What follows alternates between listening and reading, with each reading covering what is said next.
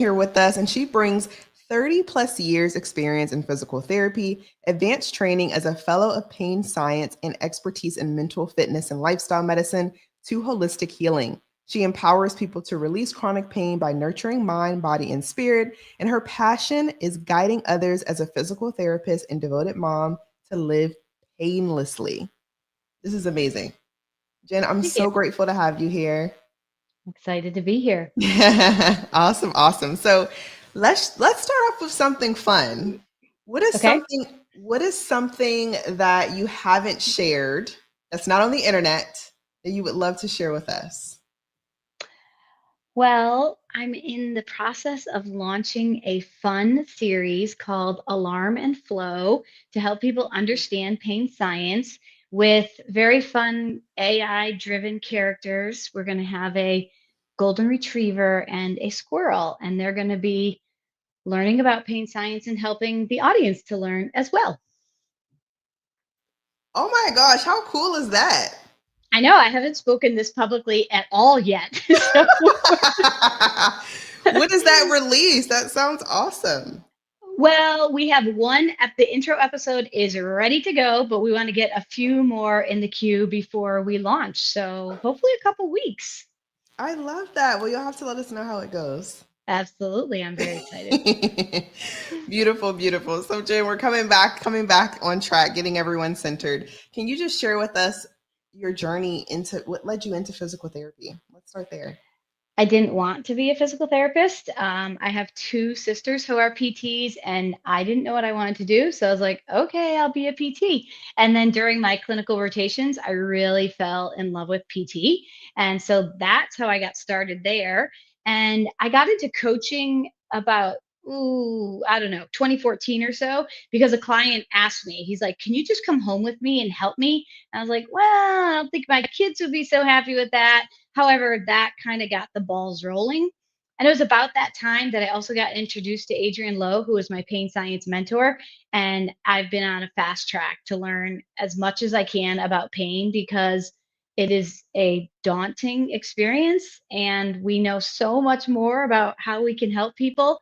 And then most recently, I'm merging all of that together with mental fitness. And my one sentence summary of that is harnessing your brain to be your best friend rather than your worst enemy, which is important with pain and chronic illness.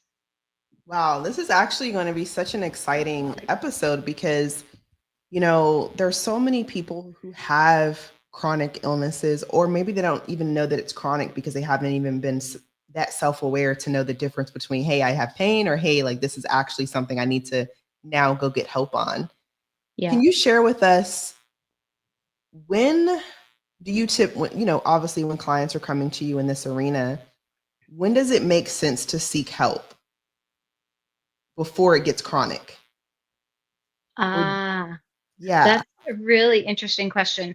So we know that the best way to prevent chronic pain is to properly address acute pain. And pain is protection.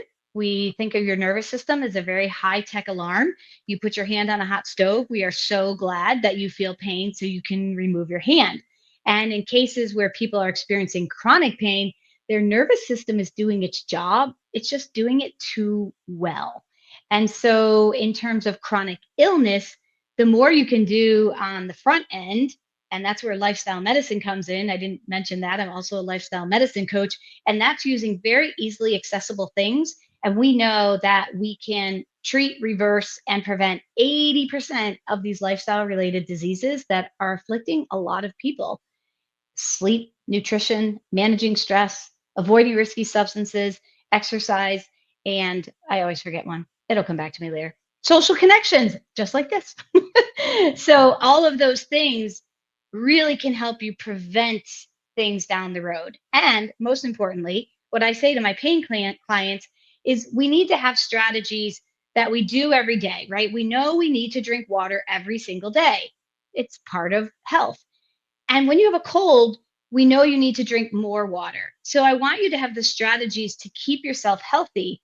More importantly, what needs to tweak or get flowed to ebb and flow when you're having a flare of an illness or pain or even the cold or the flu. So it's similar strategies. It's how do we implement them depending on what's going on. Right. No, that makes total sense. And it reminds me of, myself too. And I have quite a few people as well who have just connected with me who have had chronic constipation. And they've gone to, whether it's a gastrointestinal specialist or, someone to help in that area. And they feel that it's chronic, but it was like, okay, what were the things that happened prior to it being chronic to now having this chronic pain?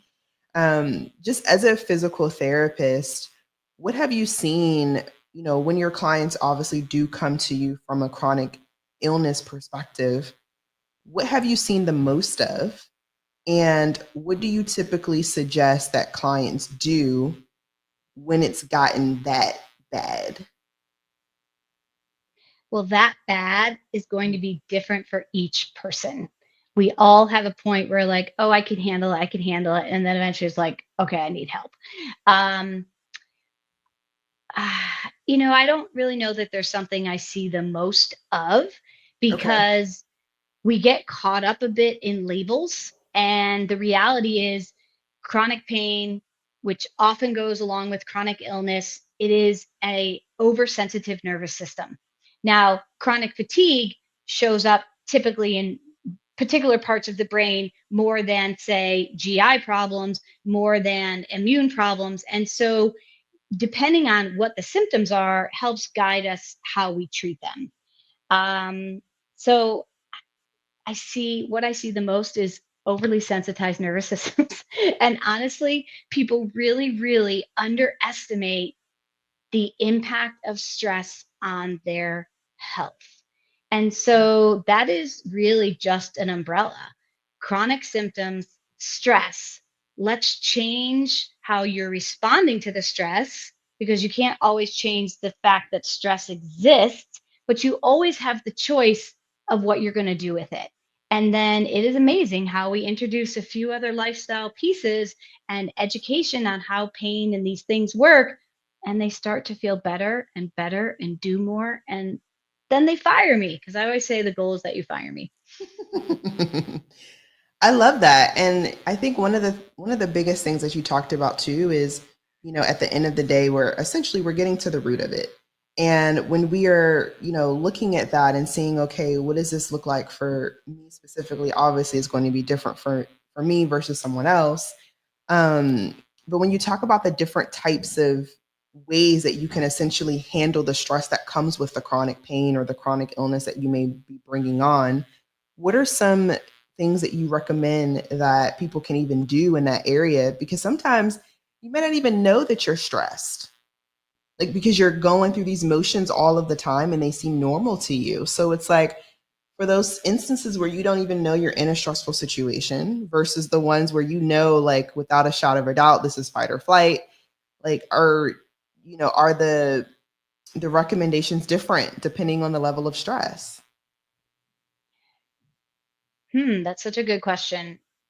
So, awareness is the first step, no matter what it is. And this is why I'm very passionate about blending the pain science with the mental fitness, because in the mental fitness, broadly, negative emotions are housed in the left side of our brain, our survival brain.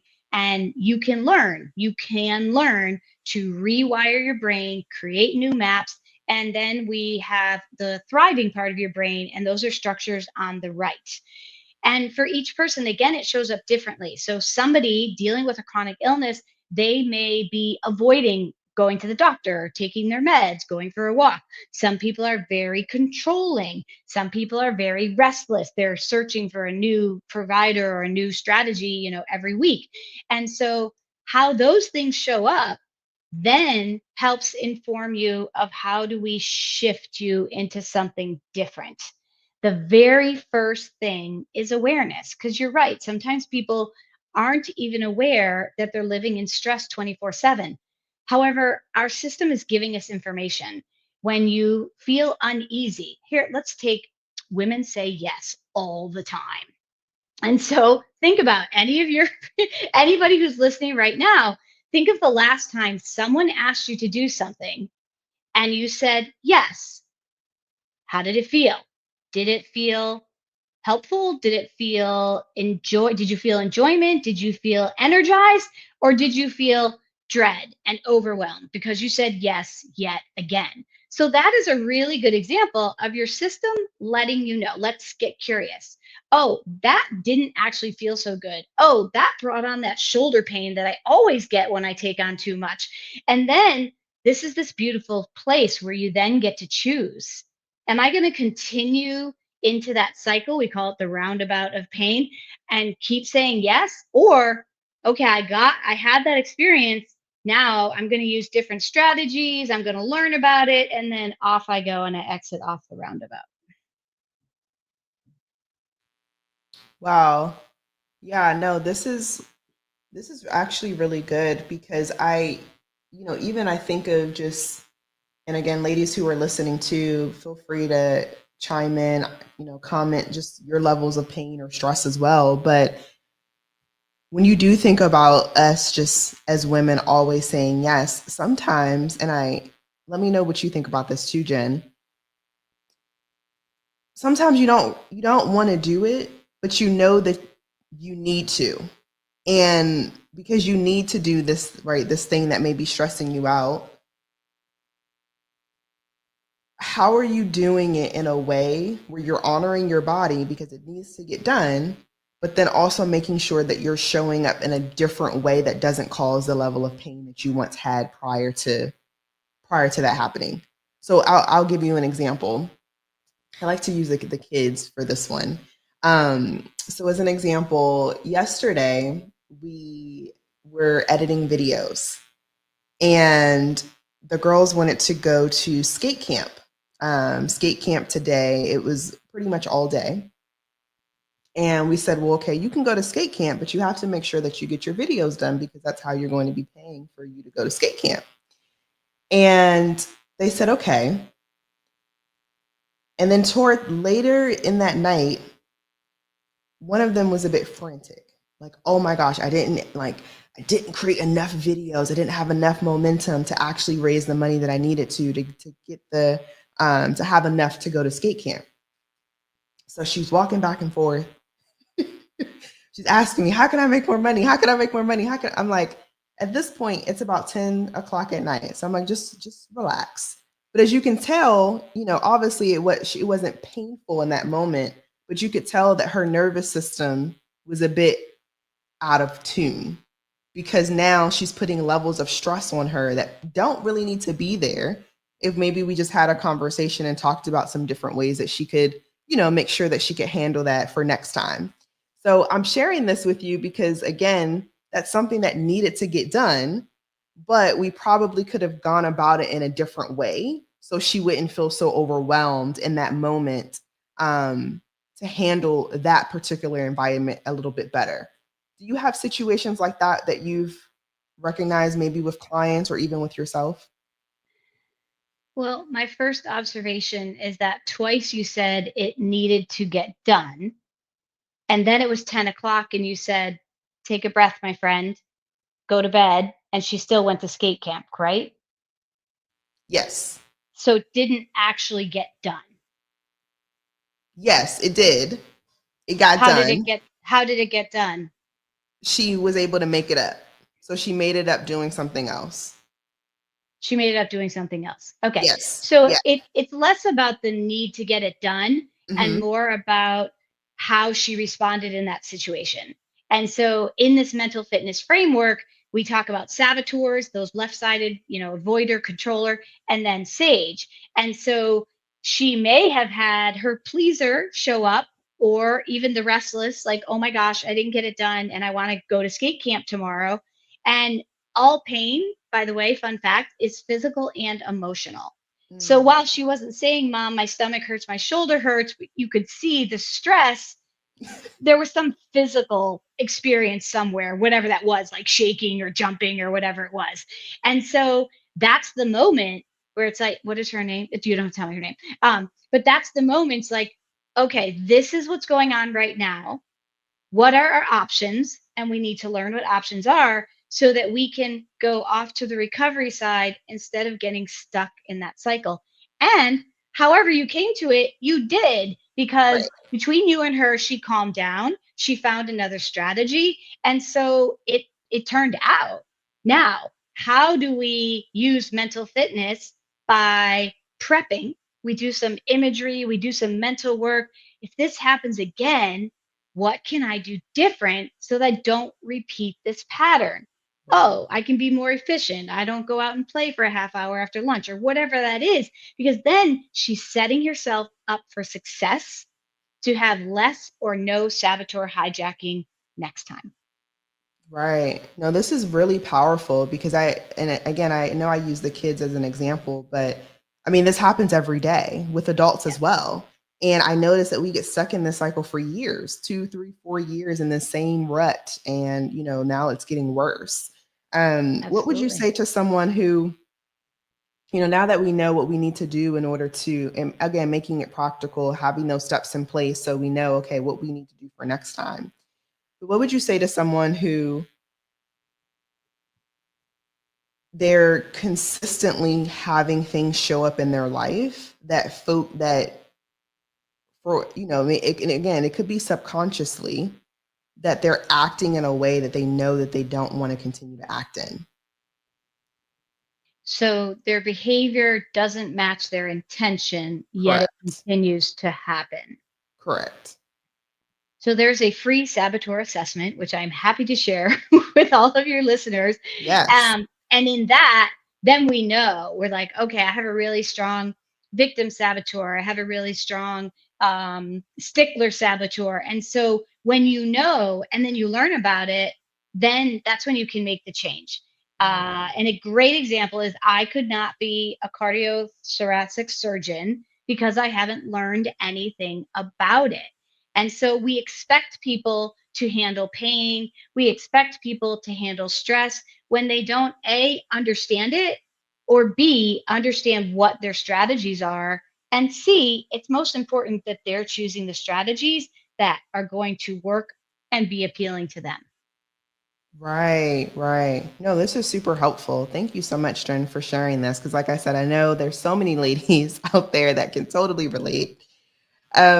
Now, talk to me a little bit more about this quiz. I feel like we need it, and we all need to take it. So I please will tell me, share what does that look it. like? How do we get I that?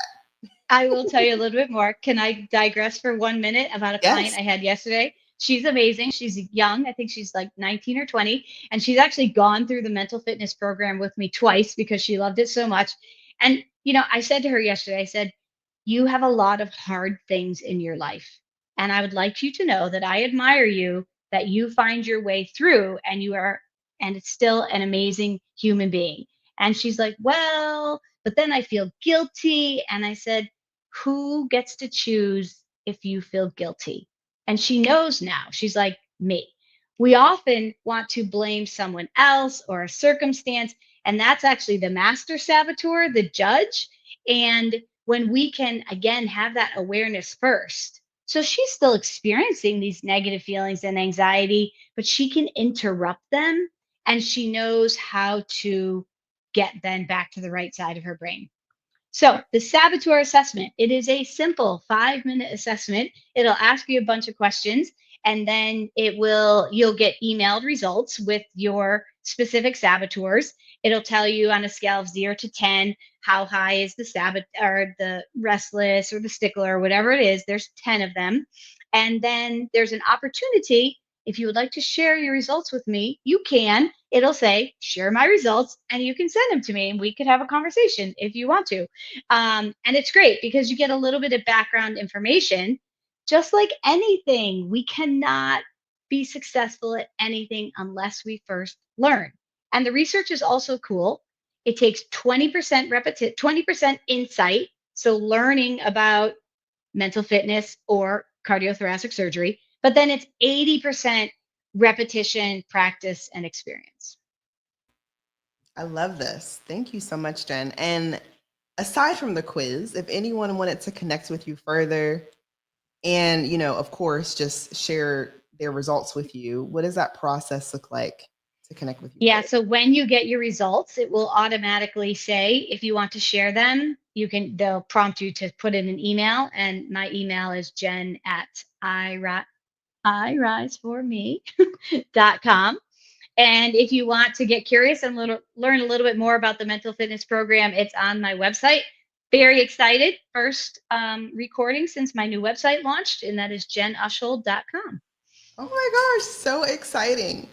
Well, this is incredible. Thank you so much. We'll make sure that we tune in, and I cannot wait to take that quiz. And Awesome. anyone else who's taking it too, we'll put it in the description notes, and then we'll also put it in the comment section for those of you all who are inside of the Facebook group. Excellent. Amazing. Well, Jen, thank you so much for your time. This has been incredible. Absolutely. Thank you. It's been fun.